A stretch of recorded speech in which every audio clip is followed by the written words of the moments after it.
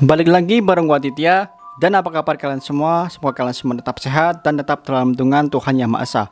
Di video kali ini kita akan melanjutkan lagi cerita yang kemarin, yaitu cerita tentang teror rumah peninggalan kakek. Dan buat kalian yang belum tonton part 1, kalian bisa klik link di atas ataupun nanti aku taruh link di kolom deskripsi. Langsung saja kita ke ceritanya. Hari-hari gua mana-mana aja di rumah, gak ada gangguan sedikit pun. Paling gangguan dari mak gua yang setiap pagi suka ngoceh. Nah, di minggu selanjutnya udah giliran gue lagi nih buat ngisi rumah.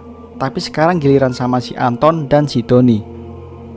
Si Doni ini meskipun anak laki, tapi dia cucu kakek yang paling penakut. Nah, kalau jaga rumah kakek pastikan digangguin tuh sama makhluk goib yang suka jahil di situ. Makanya si Doni ini kalau habis jaga rumah kakek suka sampai sakit karena digangguin. Jadi kalau lagi giliran nempatin rumah kakek, dia suka dibarengin sama si Anton, cucu kakek yang paling tua, dan ilmunya tentang persetanan sudah melebihi ilmu cucu-cucunya kakek yang lain. Jadi Bang Anton bisa meminimalisir gangguan yang datang ke Doni. Pagi itu karena giliran kita bertiga cowok, jadinya yang ngeberesin rumah kakek itu mamanya Siti sama mamanya gua. Karena kita bertiga nggak tahu mau ngapain, akhirnya kita main PS bareng di ruang tengah deket kamar yang dulunya kamar kakek. Gua inget banget tuh, saat itu gua keasikan main PS dan kita bertiga nggak sadar kalau kita sudah main PS seharian. Udah azan zuhur tuh, gantian sholatnya Ki. Di kamar kakek aja biar cepet, kata Bang Anton. Sana bang duluan aja Ki, kata si Doni. Nantilah Don nanggung ini, sana kamu duluan sama Andi, kata Bang Anton sambil terus main PS. Ya udah nih bang, gua dulu aja yang sholat. Tapi apa nggak apa-apa sholat di kamar kakek? Gua takut soalnya. Gua yang masih ragu sholat di kamar kakek. Nggak apa-apa, kita berdua juga di sini kok, nggak bakal kemana-mana, kata si Doni. Setelah wudhu, gua masuk ke kamar kakek buat sholat duhur. Nah, pas masuk kamar kakek, udara di kamar kakek itu sejuk banget dan sunyi. Malahan suara Bang Anton sama si Doni aja gak kedengeran. Pas udah sholat, gua tiba-tiba refleks nengok dan ngelihat bayangan putih nembus tembok ke arah dimana Bang Anton sama si Doni lagi main PS. Langsung deh, gue keluar ngejar mau lihat siapa sosok yang tadi nembus tembok. Tapi pas keluar kamar, sosok itu udah gak ada. Dan gue nanya ke Bang Anton yang dari tadi masih sibuk main PS. Bang, lihat setan lewat gak? Setan apaan? Nganti-nganti banget loh. Wajah Bang Anton heran. Yakin gak lihat bang? Yakin ada setan tadi. Tapi dari tadi kita gak lihat apa-apa, sambung Doni sambil lirik kanan kiri. Oh, ya udah deh. Setelah itu Bang Anton sholat barengan sama si Doni, karena Doni takut sama sosok yang tadi gue lihat. Nah, karena kebetulan sorenya itu mau ada acara 40 harinya kakek meninggal. Jadi mamanya Anton nyuruh kita bertiga buat mindahin kursi di ruang tamu ke kamar tamu dan gelar tikar. Pas mau mindahin kursi di ruang tamu, gua sama Bang Anton lihat sepotong tangan yang kulitnya ngelopek seperti habis terbakar. Dan kukunya juga panjang banget, ada di bawah kursi.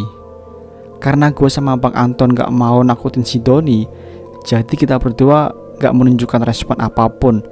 Karena kalau sampai si Doni tahu, takutnya dia malah digangguin sama si pemilik tangan. Saat gue sama Bang Anton masih merhatiin tuh tangan itu bergerak-gerak menembus tembok entah kemana. Pas Doni yang lagi masukin kursi ke kamar tamu, terdengar banyak orang berlarian di arah dapur. Serentak Doni entah kenapa tiba-tiba kejang-kejang sambil matanya melotot melihat Bang Anton. Dan saat itu juga gue langsung lari manggil bapaknya Doni yang letak rumahnya lumayan jauh. Jadi nama bapaknya Doni ini Om Bayu.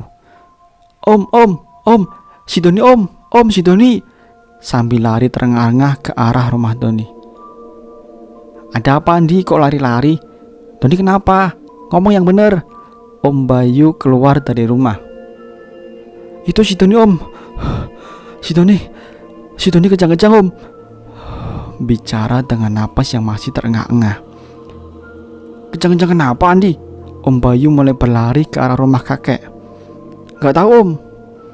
Sesampainya ke rumah kakek, Om Bayu langsung baca-baca, katanya si Doni digangguin sama hantu.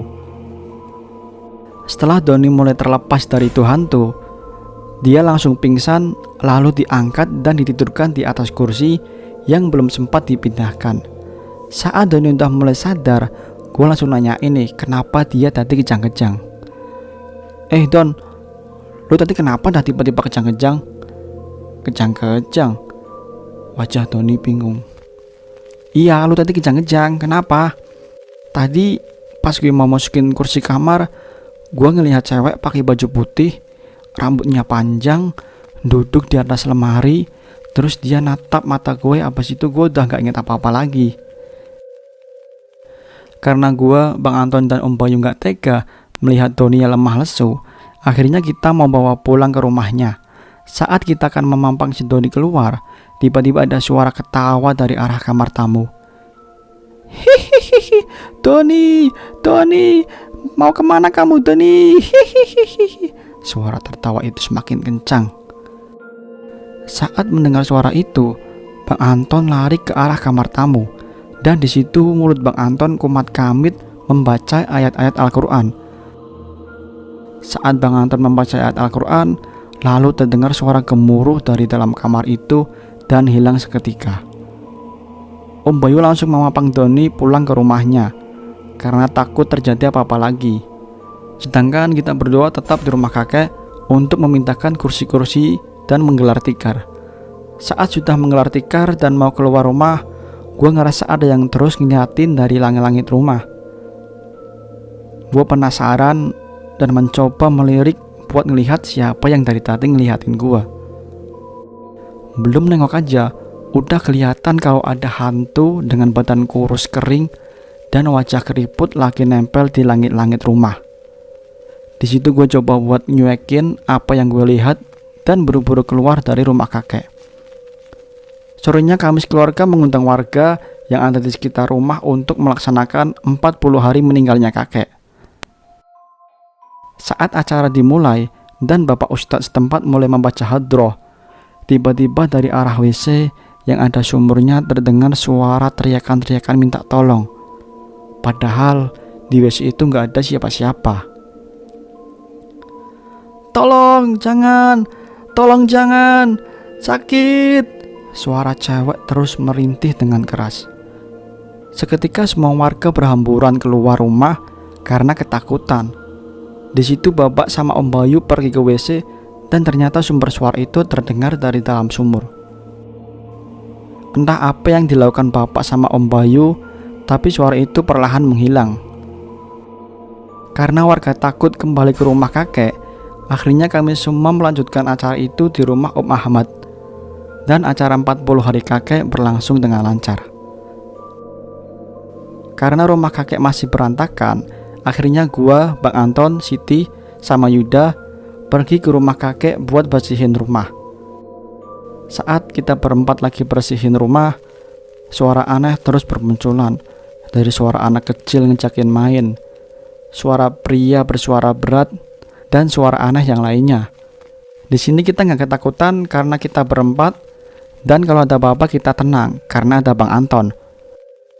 Setelah selesai beres-beres, kita pergi karena sudah menjelang maghrib, dan suasana rumah kakek sudah mulai mencekam. Belum juga pakai sandal, tiba-tiba Om Bayu teriak-teriak manggilin Bapak, katanya si Doni kejang-kejang lagi, dan akhirnya ayah pun pergi ke rumah Doni.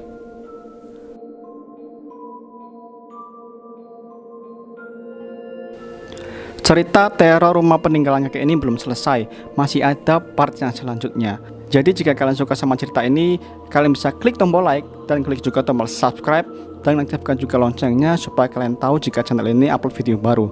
Seperti biasa, dimanapun kita berada, sudah sepatutnya kita saling menghormati dan tidak mengganggu satu sama lain. Jaga perkataan, jaga perbuatan, sampai jumpa di video berikutnya.